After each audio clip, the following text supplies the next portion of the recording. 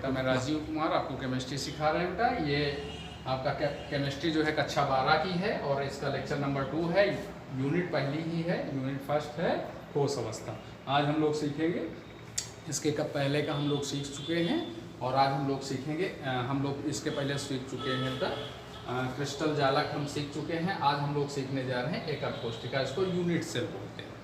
ठीक है, तो यूनिट सेल क्या होती है? संपूर्ण क्रिस्टल संरचना, संपूर्ण क्रिस्टल संरचना में वह छोटी से छोटी इकाई, संपूर्ण क्रिस्टल संरचना में वह छोटी सी छोटी इकाई जिसे सभी दिशाओं में समान रूप से बार बार दोहराने पर एक पूर्ण क्रिस्टल का निर्माण होता है। एक पूर्ण क्रिस्टल का निर्माण होता है। मात्रक कोशिका, मात्रक कोशिका या एकक कोशिका, मात्रक कोशिका या एकक कोशिका कहलाती है। ठीक है बेटा, मान लीजिए ये हम एकक कोशिका बना रहे हैं बेटा। ये कुछ घनीय एकक कोशिका टाइप से आपको लग सकती है।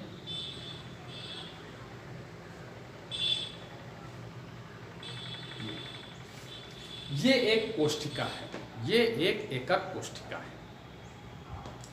ठीक है, इसी एकक कोशिका को बार बार इस ओर, इस ओर, इस ओर, इस ओर, सब ओर, चारों ओर बार बार दोहराते हैं, बार बार इसकी पुनरावृत्ति करते हैं, तो एक क्रिस्टल का निर्माण होता है। संपूर्ण क्रिस्टल संरचना में वह छोटी से छोटी इकाई जिसे सभी दिशाओं में समान रूप से बार बार दोहराने पर पूर्ण क्रिस्टल का निर्माण होता है। मात्रक कोशिका या एकक कोशिका कहलाती है।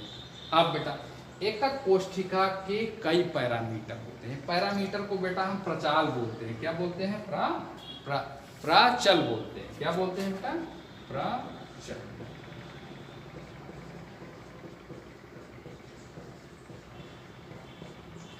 ठीक है, एकक कोशिका के कुल 6 पैरामीटर।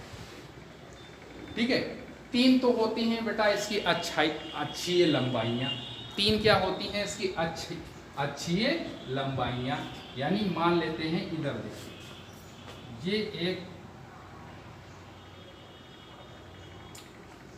ये एक जो है एकक कोशिका है। थोड़ा इसको बड़ा कर लेते हैं बेटा।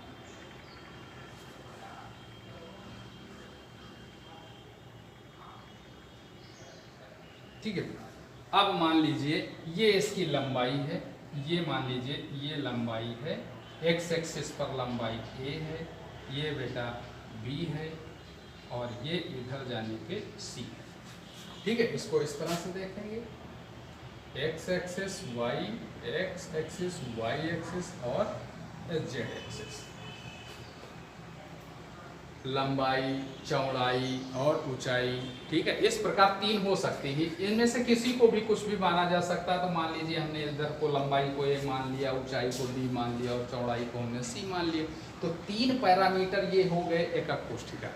अगर इनको हम बड़ा छोटा कर, ये बेटा ये पहली तो बात है, इसमें जैसे दिखाया गया है, तो ये दिखाया गया है कि ये तीनों एक दूसरे के लंबवत हैं। यानी इनके बीच का कोण कितना है? 90 अंश है।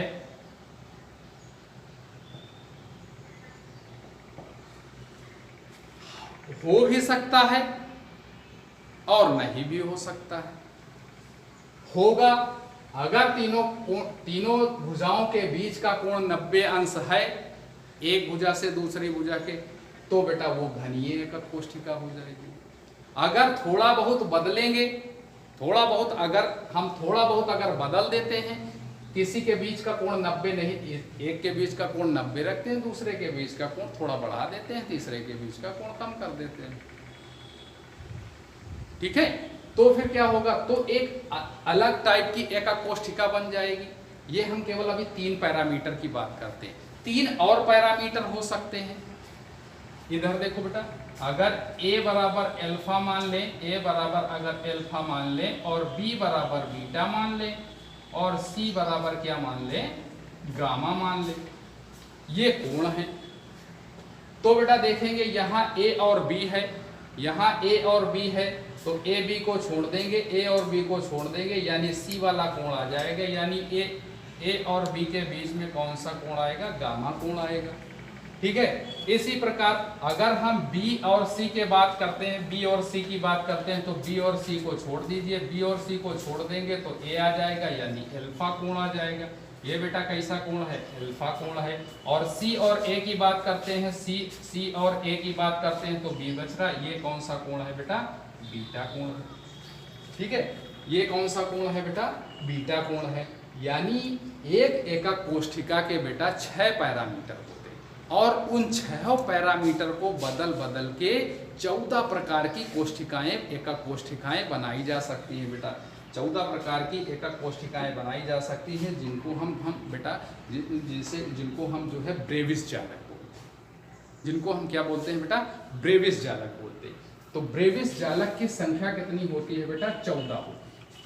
ब्रेविस जालक की संख्या कितनी होती है? कुल 14 होती है। यानी किसी एक एकक कोष्ठिका के इन 6 पैरामीटर्स को आप अगर बदलते रहते हैं तो उससे नई नई प्रकार की एकक कोष्ठिकाएं आपको मिलती हैं, और वो कुल कितनी हो सकती हैं? 14 हो सकती हैं। अब इन 14 प्रकार के ब्रेविस जालक से हम 7 प्रकार के क्रिस्टल तंत्र बनाते हैं। 7 प्रकार के क्रिस्टल तंत्र बनाते हैं, जिसमें पहला क्रिस्टल तंत्र है आपका घनीय क्रिस्टल। घनीय क्रिस्टल तंत्र, यही बेटा हमारे यूपी बोर्ड के सिलेबस में है, घनीय क्रिस्टल तंत्र। ठीक है, हमने इन 14 ब्रेविस से थोड़ा बहुत इसमें सुधार, इन 14 ब्रेविस जालक से हम कितने क्रिस्टल तंत्र का निर्माण कर सकते हैं? या यूं कह लें कि संसार में 7 प्रकार के क्रिस्टल तंत्र पाए जाते हैं। वो इन्हीं 14 प्रकार की जो है एकक कोष्ठिकाओं या ब्रेविस जालक से वो मिलके बनते हैं। ठीक है, अब इसमें सबसे पहला वाला कौन सा है बेटा? ये है घनीय क्रिस्टल तंत्र। ये हमारे यूपी बोर्ड के सिलेबस में, इसको हम ठीक से पढ़ेंगे। लेकिन अब हम बात करते हैं, अभी हम उधर क्रिस्टल तंत्र पे ना जाके अब हम बात करते हैं कि हमारे पास हमारी ये जो एकक कोष्ठिकाएं हैं ये कितने प्रकार की हो सकती हैं। ठीक है, ये कितने प्रकार की हो सकती हैं, तो इसके बारे में हम बात करेंगे बेटा। तो सबसे पहले हम बात करते हैं, जो सबसे पहली हमारी कोष्ठिका है उसको हम बोलते हैं आद्य एकक कोष्ठिका। उसको हम क्या बोलते हैं बेटा? आद्य एकक कोष्ठिका। क्या बोलते हैं? सबसे पहली हमारी कोष्ठिका जो आती है उसको, या एक तरफ से बात कर लें कि एकक कोष्ठिकाएं जो होती हैं, ये एकक कोष्ठिका जो होती है इसको हम बेटा 2 भागों में बांट सकते हैं। ठीक है, एक तो हमारी आती है आद्य एकक कोष्ठिका और दूसरा हमारा आता है केंद्रित एकक कोष्ठिका। आद्य एकक कोष्ठिका को हम बोलते हैं बेटा प्रिमिटिव यूनिट सेल। ठीक है,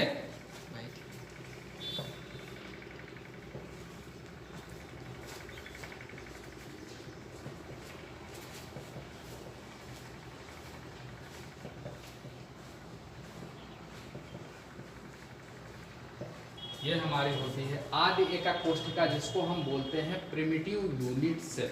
और दूसरी हमारी जो होती है वो केंद्रित एकक कोष्ठिका होती है, उसको बोलते हैं सेंटर्ड यूनिट सेल। ठीक है, ये सबसे आद्य टाइप की है। ठीक है, सबसे पहले इसको बात करते हैं, जब हम जो भी यहाँ पे बेटा एग्जाम्पल देंगे वो हम घनीय एकक कोष्ठिका को लेके ही एग्जाम्पल देंगे। ठीक है, तो मान लीजिए ये सबसे आद्य एकक कोष्ठिका है। आद्य एकक कोष्ठिका इसको हम इसलिए कहते हैं क्योंकि बेटा इस एकक कोष्ठिका में कण, अवयवी कण केवल इस एकक कोष्ठिका के कॉर्नर यानी कोनों पर ही पाए जाते हैं। इस एकक कोष्ठिका में जो कण होते हैं वो बेटा कहाँ पाए जाते हैं? वो केवल कोनों पर ही पाए जाते हैं। मार्कर एकक कोष्ठिका में कण कहाँ पाए जाते हैं? अगर वो आद्य एकक कोष्ठिका है, प्रिमिटिव यूनिट सेल है, तो उसमें कण कहाँ पे पाए जाते हैं? केवल कॉर्नर पे पाए जाते हैं। इस प्रकार की एकक कोष्ठिका को हम क्या कहते हैं बेटा? आद्य एकक कोष्ठिका कहते हैं। केंद्रित एकक कोष्ठिका क्या होती है? यदि केंद्रित एकक कोष्ठिका वो एकक कोष्ठिका होती है जिसमें अवयवी कण न केवल कोनों पर पाए जाते हैं, एकक कोष्ठिका के कोनों में पाए जाते हैं, बल्कि कुछ कण अन्य स्थानों पर भी पाए जाते हैं। ठीक है, जैसे इसमें कई टाइप होते हैं। जैसे सबसे पहला इसका कैटेगरी जो आता है उसको हम लोग बोलते हैं अंत केंद्रित एकक कोष्ठिका। इसमें पहली जो कैटेगरी है उसको हम क्या बोलते हैं? क्या बोलते हैं बेटा? अंत केंद्रित एकक कोष्ठिका। ठीक है बेटा, तो जो केंद्रित एकक कोष्ठिका होती है ये हमने आपको पहले ही बता दिया है कि इसमें कॉर्नर पे तो कण पाए ही जाएंगे, लेकिन कुछ कण अन्य स्थितियों पर भी पाए जाते हैं। तो इसको हम कई भागों में बांट सकते हैं। उसमें पहला हमारा क्या होता है? अंत केंद्रित एकक कोष्ठिका, यानी बॉडी सेंटर्ड यूनिट सेल, जिसको हम बोलते हैं क्या बेटा? बोलते हैं BCC, body centred unit cell, यानी अंत केंद्रित एकक कोष्ठिका। इसका चित्र देखते हैं। ये एक ऐसी एकक कोष्ठिका होगी जिसमें अवयवी कण जो होंगे वो कोनों के अतिरिक्त भी अन्य स्थानों पे पाए जाएंगे। लेकिन यदि वो BCC टाइप है तो इसका मतलब है कि कण कहाँ पाए जाएंगे? कोनों पर पाए जाएंगे, और कोनों के अतिरिक्त एक अवयवी कण जो है इस एकक कोष्ठिका के बिल्कुल अंदर, बिल्कुल बीचों बीच में केंद्र पर भी पाया जाए। ठीक है, इस प्रकार की एकक कोष्ठिका को हम क्या कहते हैं? अंत केंद्रित एकक कोष्ठिका या BCC। ठीक है, इसमें दूसरा आता है जिसको हम कहते हैं फलक केंद्र। फलक केंद्रित क्वेश्चन कितना टाइम है? नहीं यार,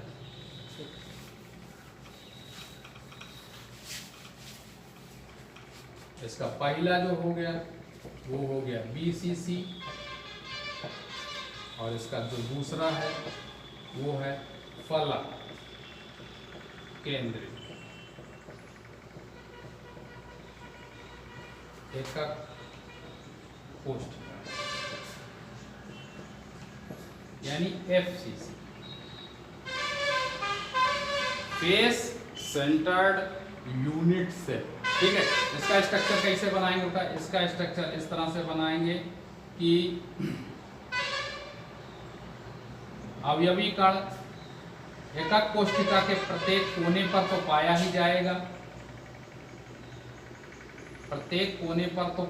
जाएगा, साथ ही साथ एक कण प्रत्येक फलक के सेंटर पर भी पाया जाएगा। तो 1 2 3 4 1 1 2 3 4, ये बेटा पीछे वाले पे 5 और आगे वाले पे ये 6। ठीक है बेटा, तो किसी घनीय एकक कोष्ठिका या किसी प्रकार की एकक कोष्ठिका, उसमें कितनी भुजाएं होती है, कितने फलक होते हैं बेटा? 6 फलक होते हैं। पुस्तक आप देखते हैं, पुस्तक को ध्यान से देखिए। पुस्तक का कवर पे ऊपर वाला, नीचे वाला, साइड आगे वाला, पीछे वाला, साइड वाला, दायां वाला या बायां वाला, इस टाइप से कितने हो जाते हैं बेटा? 6 हो जाते हैं। जैसे मान के चलिए कोई मोबाइल वगैरह है, कोई मोबाइल है अगर, उससे आप बात कर सकते हैं। देखिए इसको ध्यान से देखिए, इसमें फलक गिनने की कोशिश करिए। ठीक है, तो एक फलक ये हो जाएगा, एक फलक पीछे वाला हो जाएगा, एक फलक ये हो जाएगा, एक फलक ये हो जाएगा, एक फलक ऊपर वाला हो जाएगा, एक फलक नीचे वाला हो जाएगा। चाक का डिब्बा तो देखा ही होगा स्कूल में। ठीक है, चाक का डिब्बा देखेंगे तो उसमें कितने फलक होते हैं? तो 6 फलक होते हैं। हमने कहा फलक केंद्रित एकक कोष्ठिका FCC। ठीक है, फेस सेंटर्ड यूनिट सेल। तो इसमें क्या होता है, कार्नर पे तो 8 कार्नर होते हैं, सब पे तो कण पाए ही जाते हैं उसके अवयवी कण, और प्रत्येक फलक पर भी एक एक अवयवी कण पाया जाता है। ठीक है, इसको बेटा ध्यान से पढ़िएगा। अभी हमको निकालना होगा कि हर प्रकार की एकक कोशिका में कितने कण होते हैं। ठीक है, कितने कणों से उसका निर्माण होता है, तो इसलिए इसको ध्यान से सीखिएगा। एक तीसरे प्रकार की, इसमें केंद्रित एकक कोशिका में एक तीसरे प्रकार की कोशिका होती है बेटा, एक तीसरे प्रकार की भी एकक कोशिका होती है जिसको हम बोलते हैं बेटा अंत्य, जिसको हम क्या बोलते हैं, अंत्य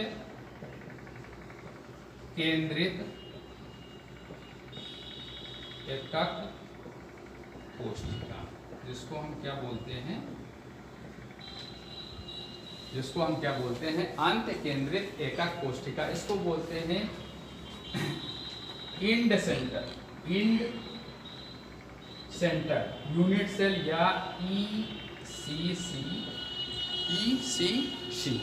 ठीक है, इसमें क्या होता है, इसमें बेटा इसका स्ट्रक्चर फलक केंद्रित एकक कोशिका के ही समान होता है। थोड़ा सा अंतर होता है कि फलक केंद्रित एकक कोशिका में हर फलक पर, हर फलक के बिल्कुल बीचों बीच में एक कण पाया जाता है, लेकिन अंत केंद्रित एकक कोशिका यानी ECC में केवल किन्हीं अपोजिट दो फलकों पर ही, अपोजिट दो फलकों के केंद्र पर ही कण पाए जाते हैं। मान लीजिए इन सबको हटा देते हैं, ठीक है, इन सबको हटा देते हैं, और अब कण आपको कहाँ दिख रहे हैं, अब कण आपको केवल कार्नर पे दिख रहे हैं।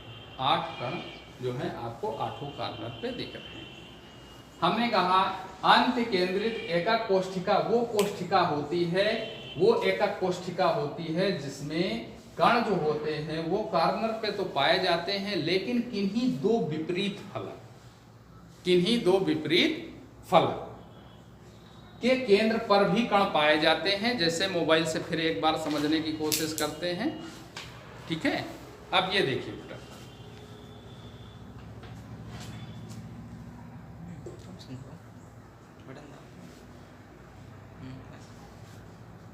ये एक फलक है, तो इसका विपरीत फलक कौन सा होगा बेटा, ये वाला होगा।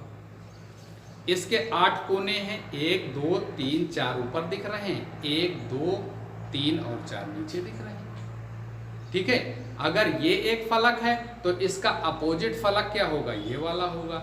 कहने का मतलब है कि अगर चारों कोनों पर, अगर चारों कोनों 8 कोनों पर कण मौजूद हैं और 2 कण कहाँ मौजूद होने चाहिए, 2 विपरीत फलक पे मौजूद होने चाहिए, तो यदि एक इस पार है तो दूसरा इस पार होगा, यदि एक इस तरफ है तो दूसरा इस तरफ होगा। ठीक है, इसको समझने की कोशिश करिए। यदि कण एक फलक पे यहाँ है तो इसका अपोजिट फलक ये होगा। अगर ऐसा नहीं हो रहा है तो एक फलक ये है और इसका अपोजिट फलक ये है।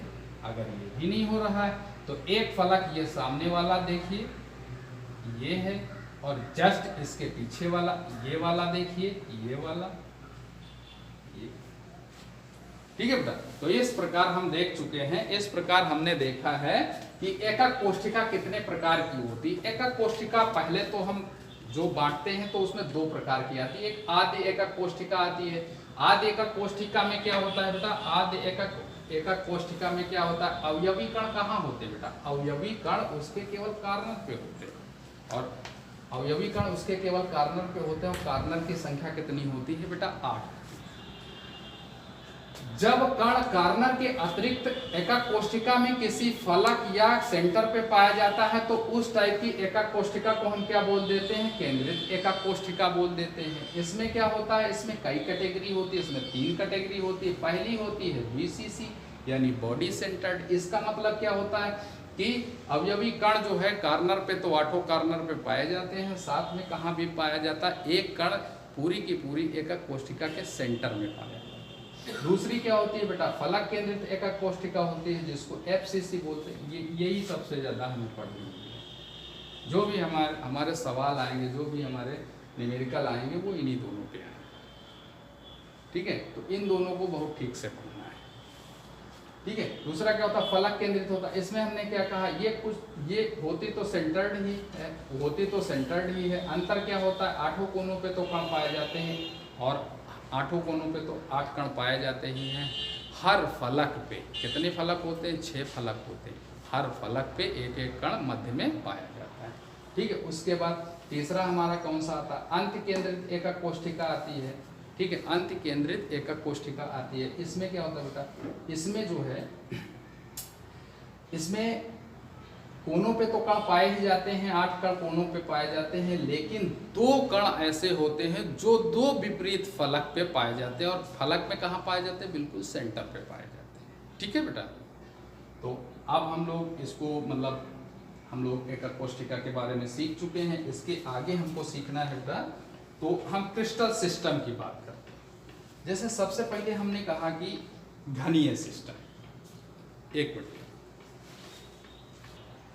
अब बेटा हम लोग सीखेंगे, इसके बाद हम लोग सीखेंगे 7 क्रिस्टल तंत्र जो हमारे हैं, वो 7 क्रिस्टल सिस्टम जो हमारा है, 7 क्रिस्टल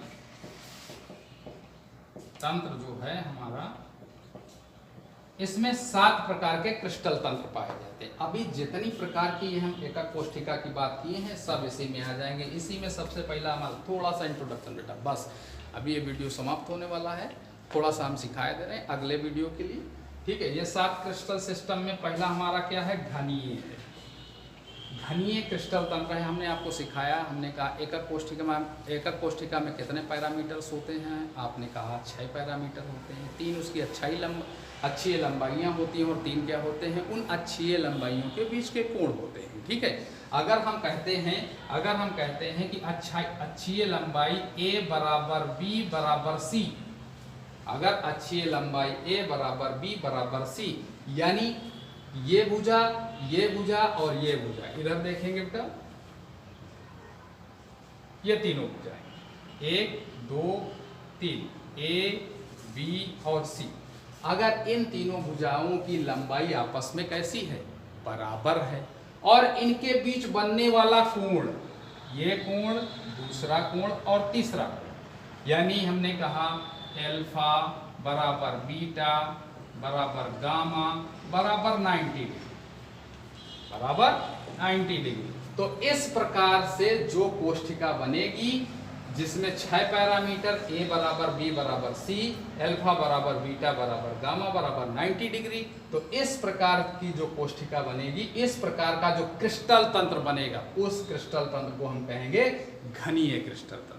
इसको सबको सीखेंगे, इनके एग्जाम्पल सीखेंगे बेटा नेक्स्ट वीडियो में, जो लेक्चर नंबर 3 होगा हमारा, बहुत जल्द उसको भेजेंगे बेटा आपके पास। और ये सारे नोट्स आपके पास भेजे जा चुके हैं, आप इसको ठीक से पढ़िएगा, वीडियो देखिएगा, खुश रहिए।